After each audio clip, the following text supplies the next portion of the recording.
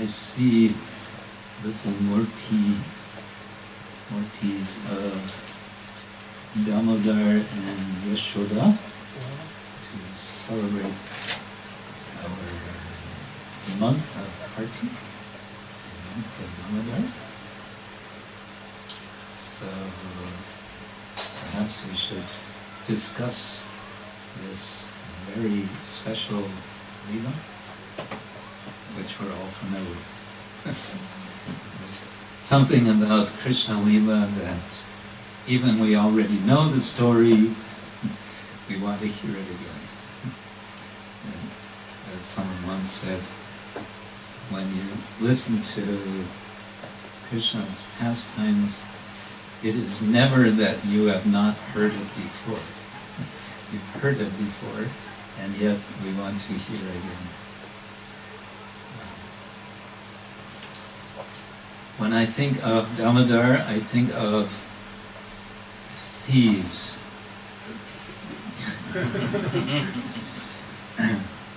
Srila Prabhupada explains, of course, that where does this stealing propensity come from? I think he uses the word propensity. What would the Polish word for propensity? Skłonność. Mm-hmm. Propensity, skłonność. Skłonność. Skłonność. Skłonność. So, yes, I would say we're from Jie. From. Where from is skłonność. In Polish? Skąd pochodzą skłonności? Skąd? Pochodzą. Pochodzą. Pochodzą. Pochodzą. From where? It's coming from. Pochodzą. Skąd? Skąd is from where? Skłonność. Pochodzą is coming from. Okay. Skłonności. See, you didn't know you were going to give me a Polish lesson.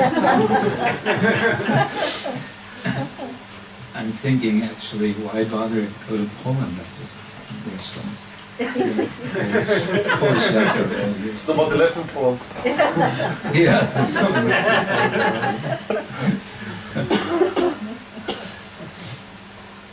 So, it's a philosophical point Prabhupada is making, a simple point. We all have this general idea that the Lord is the source of everything. Janmadyasya yataha, He's the source of everything. So, but then, what about bad things? What about evil? That's always the question. Where does evil come from? Or how does evil arise? But when we think about Lord Krishna and his stealing propensity, we immediately see that there's nothing evil about it. Right? It's something that we're all familiar with because we've all, truth be told, done it ourselves, one way or another. Either stealing cookies from the cookie jar,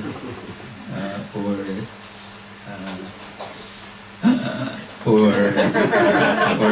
stealing pennies from the piggy bank. He knows a lot about this. Or stealing more than pennies. But of course, Krishna is, we sort of want to put quotation marks around the word stealing when we speak of Krishna's stealing. We want to say it's so-called stealing. It's not really stealing. It's something else. But then again, if Krishna is the original thief, he's the Adi thief. Adi Chor.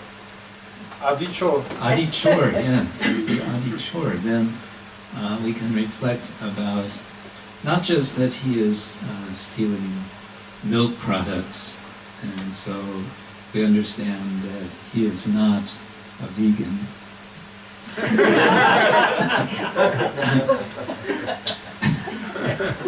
But he is stealing other things as well. What else does he steal? Yes. He stole the clothes of the gopis. Oh, you know about that, do you? So young and he knows about these things. All right. Ah, indeed. And what else does he steal? And the hearts. Huh? Hearts. He steals hearts. Huh? Yeah, this is the real danger. In fact, Rupa Goswami gives a warning. He says, of course I won't remember the verse when I want to, but he's warning that you should not go and see that Govinda at Keshigad, who is standing in threefold bending form on the banks of the Yamuna. Don't go and see him, he says. Is that our philosophy? Don't go see Krishna? No? Rupa Goswami says. He says, then you may ask, so why not go to see Krishna? Because if you go to see him, then you will give up all your attachments in this world. No, then I won't go see him. Of course, it's a clever way of saying go see Govinda, because in that way then we can direct all our attachments, all our attractions to Krishna. Krishna will steal our hearts. So, so he's doing a lot of theft, and yet, let's think about it philosophically. Who is the Supreme Personality of Godhead? What qualifies someone to be the Supreme Personality of Godhead? We have a definition of God that Srila Prabhupada would quote from the Vishnu Purana, that Bhagavan is that person who possesses everything to an unlimited degree. He is possessing all opulences to an unlimited degree. So in other words, he possesses already everything. So then what is the question of stealing? Because stealing, what means stealing? It means taking something which is someone else's property. But then if everything is already Krishna's property, what's the question of stealing? Right? Okay, and then we have another issue here, we might say, that because Krishna is possessing everything to an unlimited degree, then he is also, by definition, Atmarama. He is satisfied in himself. But if he's satisfied in himself, why would he go lurking around, not only in his own parents' storehouse, but also in the storehouses of others, of the neighbors? Indeed, this is something which makes Mother Yashoda wonder, why is it that Krishna goes to the houses of the other gopis when we have plenty of butter and yogurt and everything in between right here available? Why does he do that? And she doesn't ask the question, but we might ask the question, if he is Atmarama, why is he doing this? Indeed, why? Well, because all the residents of Rendavan can't wait until Krishna comes and steals their butter and their yogurt so that they can have darshan of Krishna. So it's Krishna giving opportunity through the foil of stealing butter and yogurt to give darshan to the others in Vrindavan, all the others. Then you might ask, then if that's so, then why do they complain to Mother Yashoda? In fact, it's described in Garga's Samhita that one particular time, I mean, this was going on, it was rampant. There was theft going on throughout Braja. And there was no security force of Braja Damananda Das and his crew. So it was just a major problem. Theft was going on left and right. And so one day, well, different times the gopis would come and complain. Sometimes they'd come in a whole group and they would sit in the room with Mother Yashoda, and she would sit and listen to all the complaints, and then she would say, yes, this is a terrible thing, what to do.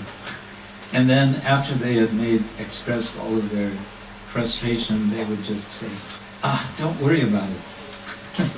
And they would all kind of forget about it. And then the same thing would happen again. But one time, Mother Prabhavati came on her own. Mother Prabhavati is the wife of Upananda. Who is Upananda? Upananda is a brother of Nanda. Yeah, he's one of, is it 3 or 5 brothers? I think it's 5 brothers. So she came to Mother Yashoda. She said, you know, it's really gone too far. She said, look, I understand. What's mine is yours. What's yours is mine. There's no problem. You know, I don't mind that he's stealing all my yogurt and butter. It's not mine, it's all yours. But look what kind of example your Krishna is giving to all the other boys in the village.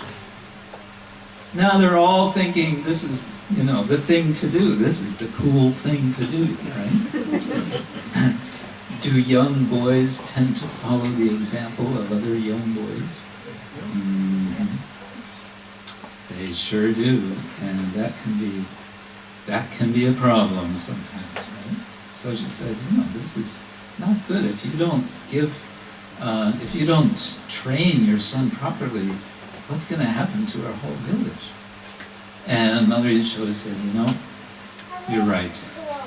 I have to do something about this. What to do? Okay, she said, look, next time Krishna is at your house stealing, you catch him and you bring him to me, and I will give him a lesson which he will never forget. Woo, that sounds dangerous, huh? Mother Yashoda speaking heavy words, right? So Prabhavati thought, and she said, oh great, okay. This time we're going to get him. So, sure enough, in a very short time it happened. There was Krishna, not alone. He was with several of his friends. It was a whole gang. And they were organized. You know, they'd had a lot of practice. So they knew what to do. But this time they were surprised because they found that everything, all the valuables, all the treasures, the milk, the yogurt, the butter, it was all hanging in pots, way above, out of reach. Oh, this hadn't happened before. What do we do now? Okay, Krishna starts to organize his team Say, okay, you get that box over there, bring it here now, put that other box on top of that, okay, put another box on that, and then he climbs up, and he's still too short. He's still too short to reach the pot. But he sees a stick, so he grabs the stick, or they hand him a stick, he takes the stick, whack! He whacks the pot of butter, it spills, of course, goes everywhere. And, of course, the monkeys are all there waiting. Yeah. The way Shivaram Swami describes it, this is all a yajna. And the butter is, the sacrificial butter, which is going into the fire of Krishna's and his friends' mouths. And then the remnants from that are the remnants from the sacrifice that go to the monkeys. Anyway, this time Prabhavati is ready. She's there, and she stands at the entrance to the door so they can't get out. And they're trapped. But some of the boys, they escape anyway. They slip underneath her and they run out. But as soon as Krishna tries to run through, she grabs him. Now I've got you. Then she takes little Krishna and she drags him. She has to drag him because he knows what's going to happen. He's going to be taken before his mother. And there's going to be big trouble. So Krishna is crying. He's making a whole little river of his tears in the little trough that's created by the dragging of his feet. And he gets dragged to Nanda to the palace of Nanda Maharaj, and she brings him inside. And just before they get to where Mother Yashoda is, what happens? You know what happens? Krishna is so afraid of what Mother Yashoda is going to do that he hides his face underneath the sari of Prabhavati. So then they come to Mother Yashoda and Prabhavati reports. She gives a full police report about all that has happened in all detail. Thank you. In all detail. And Krishna is underneath her sari, sniffling.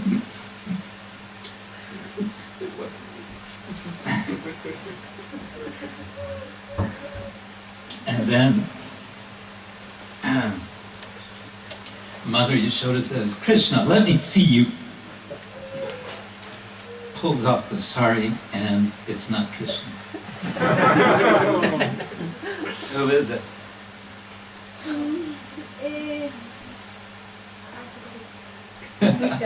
Madhumanka.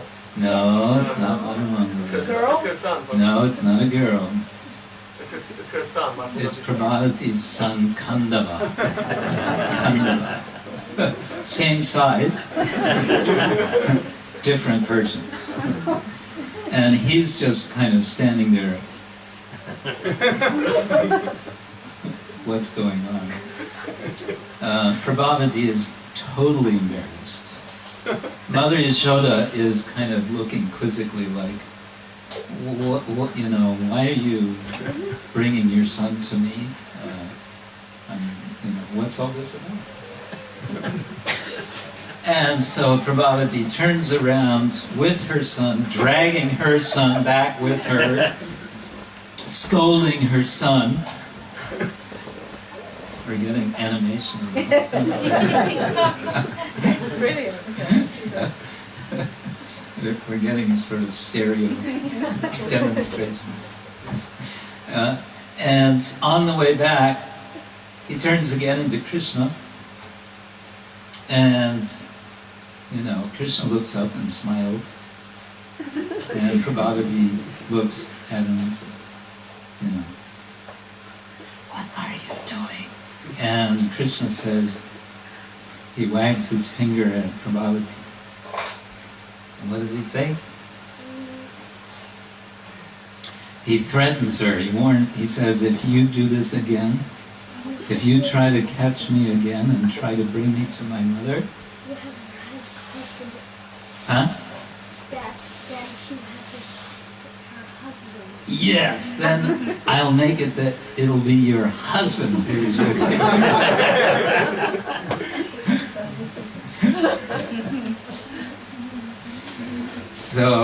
So then, she became very fearful, and never again did she do that. But the word got out all over Nandagram, all over Raja. Don't mess with Krishna. If he's stealing your butter and yogurt, just let him do it, because otherwise you could get in big trouble. Yeah. So this is all going on, but what else is going on, of course, is this relation between Krishna and Mother Yashoda.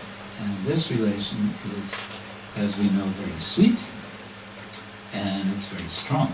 And any of you who are mothers, and also any of you who are fathers, who are many of you, know about this relationship of Vatsalya as the relation of parents to children. So Yashoda is the parent. Actually, according to our acharyas, she really is the mother of Krishna.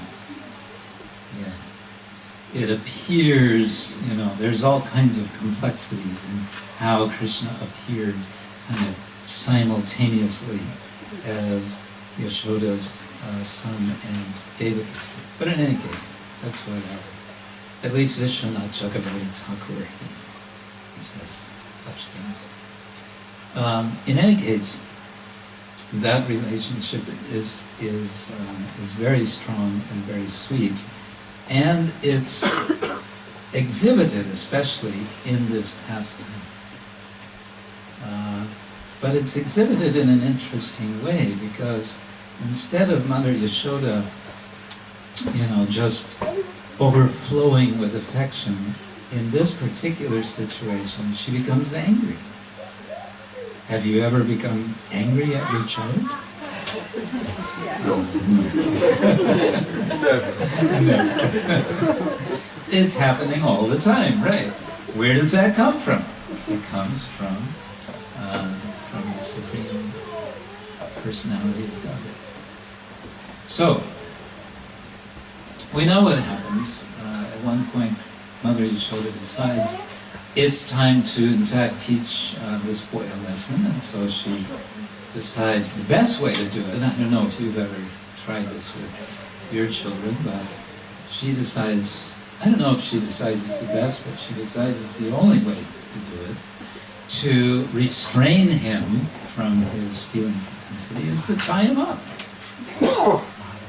There's a kind of logic to this, that if a child is running around, of course usually nowadays you put him in a little, what we call playpen, or you put him in a room which you can't get out of. But somehow or other she decided that the solution was to tie him up.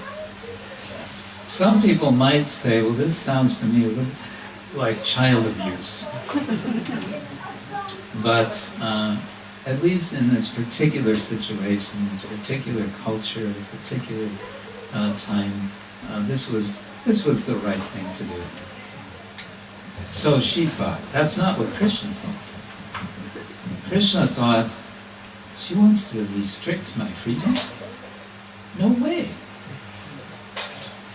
Stop me from running around playing with my friends? No way. So he decided it's not going to happen. She can try all she wants to tie me up, she's not going to do it. So she tries, she takes one rope, too short, takes another rope, adds it to the first rope, ties it around, too short, takes the third, fourth, fifth, sixth. So many ropes, always, how much too short? 2 fingers. 2 fingers. Now, does this mean that Krishna was getting fatter and fatter and fatter and fatter and fatter? No. Krishna was staying the same size. How is this happening? Well, if we understand, as Krishna demonstrated not long before this, that within him is the entire universe, and Mother Yashoda wants to check whether it's true that he's eating dirt. It turns out that he's not only eating dirt, he's eating the whole universe. So then it's not surprising that Krishna can stay the same size, and the ropes, no matter how many ropes, no matter how long, remain 2 fingers too short. Imagine Mother Yashoda's exasperation as she's, because she's determined. She's going to tie up Krishna, because it's really been too much how he's going around.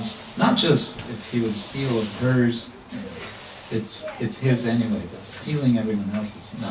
This has got to stop. So he's got to be tied up, he's got to learn the lesson. And so she keeps trying to tie him up, and Krishna notices that Mother Yashoda is not giving up. And this is our lesson. This is the lesson that we can all profit from this pastime, is that Mother Yashoda does not give up trying to, not to punish Krishna, but to hold Krishna. There's a prayer by an anonymous poet in which he says, O best of thieves, I am going to punish you by putting you into the prison of my heart, and I'm never going to let you out of my heart. So that's a very nice punishment. So this is Mother Yashoda's mood, and Krishna notices this. And so, although he has been displaying what's called his Sankalpa Shakti, the power of his resolve, his determination. If Krishna decides to do something, there's no way that he can be stopped, unless the devotee prevails. And that's what Mother Yashoda does. And so, Krishna withdraws his Sankalpa Shakti and replaces it with another Shakti called his Kripa Shakti.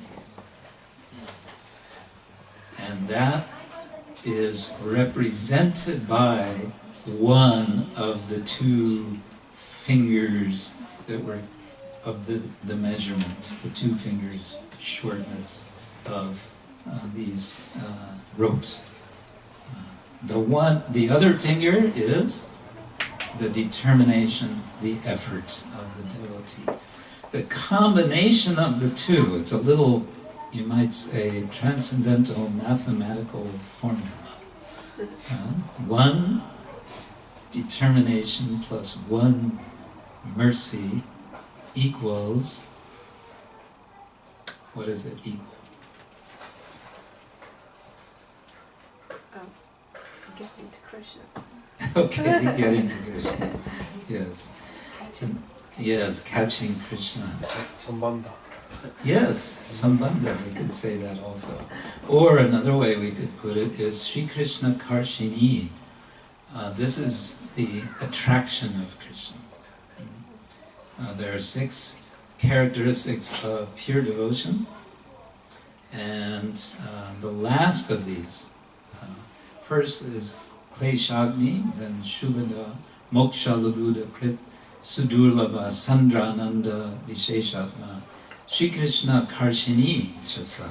Then, after overcoming all misery, Klesha Agni, Klesha Gni, Shubhada, auspiciousness, these come with sadhana bhakti, then Moksha Lagura Krit and Sudurlabha that come with Bhava Bhakti. And then Sandrananda means very rich, thick Ananda. And Krishna Karshini, these come with Prema. So Prema Bhakti, the ultimate feature of Prema Bhakti is that Krishna is attracted. He agrees to be captured. And he agrees to be obedient. But then you might say, but what about in the case of Krishna and Yashoda tying up Krishna? How long did he stay tied up? How long did he stay put? Not very long. But why was that? Because he had another job to do. He had to reciprocate with, he had to respond to the request of another devotee, namely Narada Muni. And so, as we all know, he becomes a kind of moving tree uprooter. sort of a, yeah. He becomes the original bulldozer. The primordial personal bulldozer.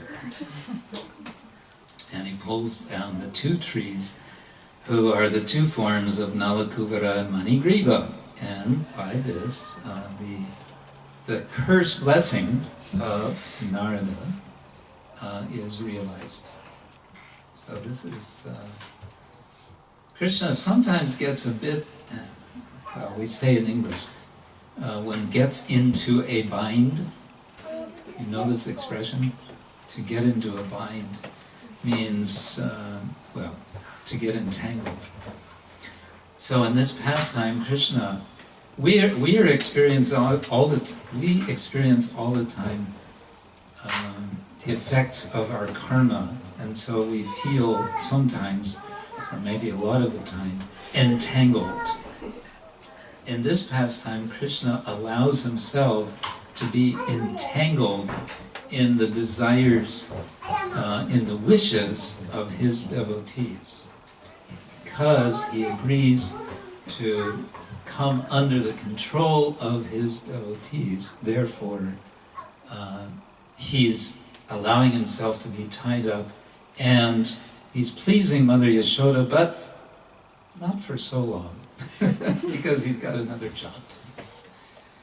Now we may ask, okay, so how do we ourselves come to such stage where we might eventually be in a position that Krishna agrees to come under our control? That is a big subject, but I would say, to keep it simple, the basic point is that we begin by hearing about those devotees under whom Krishna agrees to be in control. By hearing about how they are controlling Krishna, or rather how Krishna is agreeing to be controlled by them, and how that situation of so-called control and being controlled is not one of force but one of love. Or if you want to say it's one of force, it's the force of love. Then that is our, that's the key. That's the essential step that can lead us to the point to have Krishna agree to, in some sense, be subordinate to our wish. Now, of course, we want to be a little cautious about that, because the whole problem immediately comes up when we think, oh, Krishna under my control, yeah! I'm I'm going to put Krishna under my control and do everything I want. But of course, immediately our selfish desires are coming up when we understand that these exalted eternal associates of Krishna are what they are, precisely because they don't even have a trace of such a feeling. They only want to please Krishna. Sometimes Mother Yashoda, in her desire to please Krishna, makes Krishna angry. And the example of this is as Mother Yashoda is churning the yogurt, and Krishna is climbing on her lap and sucking her breast milk. What does Mother Yashoda do? She interrupts this sweet exchange because the milk which is on the stove is boiling over and it needs attention. And it's, they have this in management quadrant of urgent, important versus urgent, not important versus not urgent, important, not urgent, not important. Well, whatever, but for her it was in any case urgent to get up and take this milk off the stove because it was burning otherwise. And she was doing all this because that milk was for Krishna. It was to please Krishna. But was Krishna pleased? No. That's when he went on a little bit of a tantrum, a silent tantrum. He took the pot that she had been working on, churning, and she smashed it. He smashed it right then and there, and then he tracked his feet through it and he ran into the house and he started stealing butter. And Mother Yashoda could recognize from the footprints who was the culprit. What was her first reaction when she saw this? You know? It's sticking in his. No, that came later. Chased. No, her first reaction was to smile. She was charmed by these little footprints, yogurt footprints.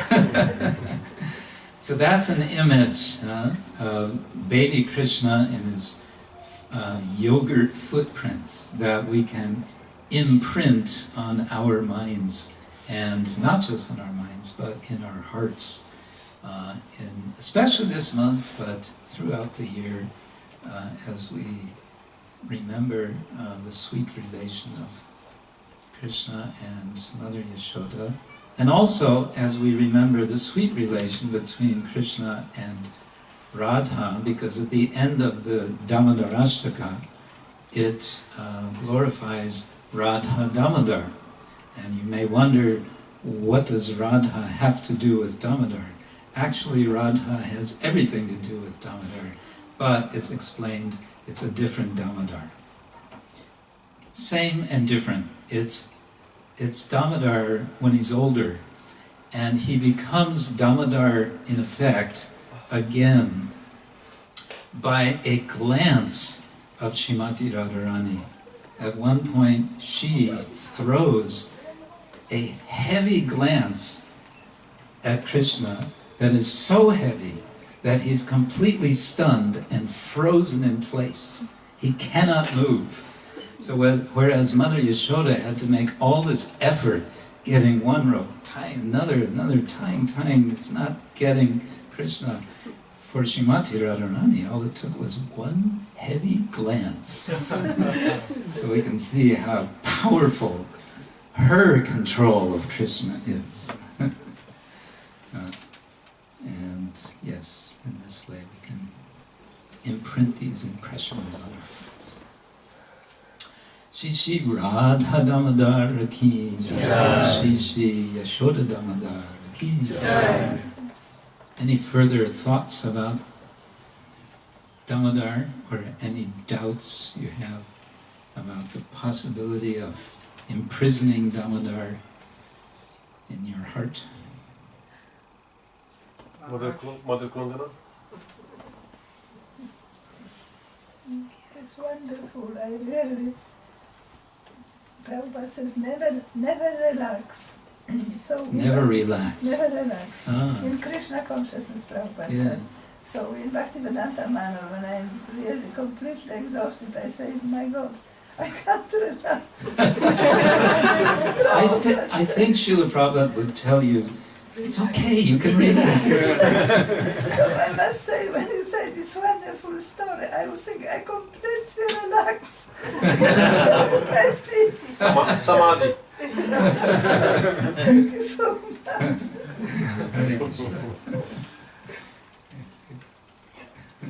You want to ask a question? Yeah, Maharaj. I was just wondering if there was similar pastimes with Nanda Maharaj, because he's the king, he's also his father, so he's a position of authority.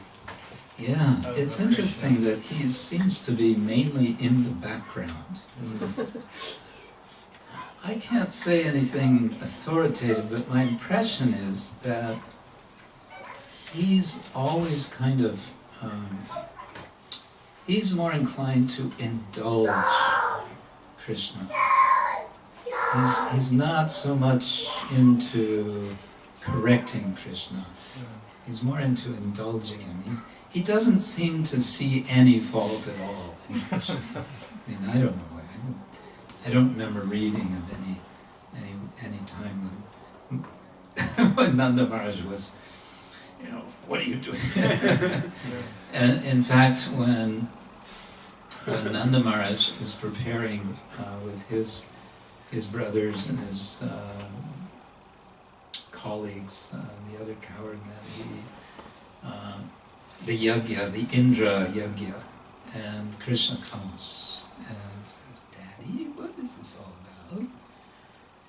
And he explains, you know, we do this is every year, we do this to please Indra, etc., etc.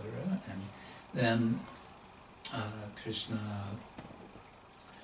gives his very tongue-in-cheek sort of quasi-karma mimamsa argument why it's really not necessary. And then Nanda doesn't disagree, just says, all right, well then, yes, okay, let's do what you want. He's completely, you know, agreeable to everything. And yet, you know, in that case, to speak about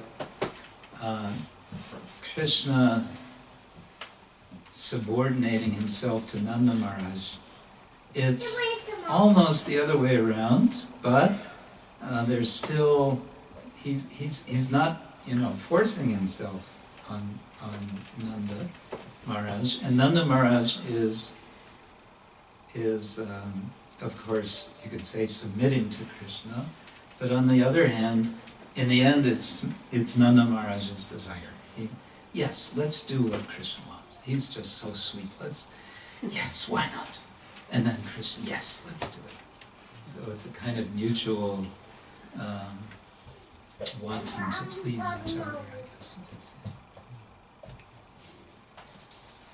Yes. I think one of the reasons, this is my personal speculation, but one of the reasons why Nanda Maharaj was allowing to Krishna do anything what he wants is because actually he had him quite late. So he was just pleased, you know, can imagine you, let's say you're 40 or whatever, 50, and you have a child, you just do, you know, you're going to let him do whatever he wants. You'll be more like a grandfather than a father. If you look on all the images, Nanda Maharaj is always appear like with the big belly and the beard. Yeah, that could be the case too. So he was just happy, whatever. Yeah. or maybe he didn't have energy to do anything about it. Whatever.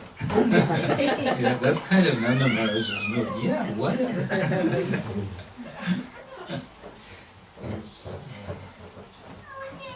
He seems to be, yeah, as you said, portly. He's a little bit, he's got a bit of a, so he's kind of well-fed and kind of satisfied. For him, everything is very nice. yeah, Krishna, why not? But when Krishna leaves Rendav, oh, then the acharyas, I think again it's Vishwanath Chakravarti describes that when Krishna leaves Vrindavan and goes to Mathura, then basically Vraja shuts down and everything becomes, the palace of Nanda Maharaj becomes filled with dust and cobwebs. Because everyone just becomes kind of frozen in place. They can't do anything, they can't think anything, they can't, yeah, everything shuts down. Just, there's no more market, there's no more, yeah, you wonder how the cows were taken care of. But anyway, it was a situation of sort of mass stunning, you know. To be stunned is one of the 8 types of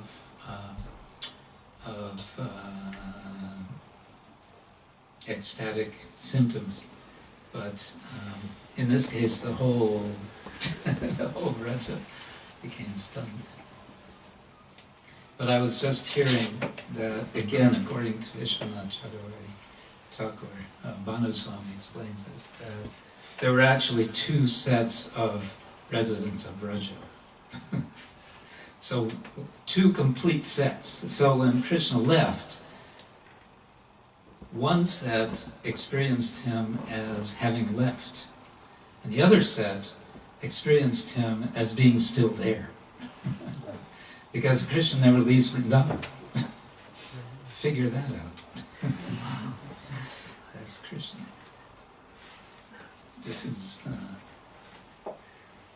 yes, Krishna will keep us wondering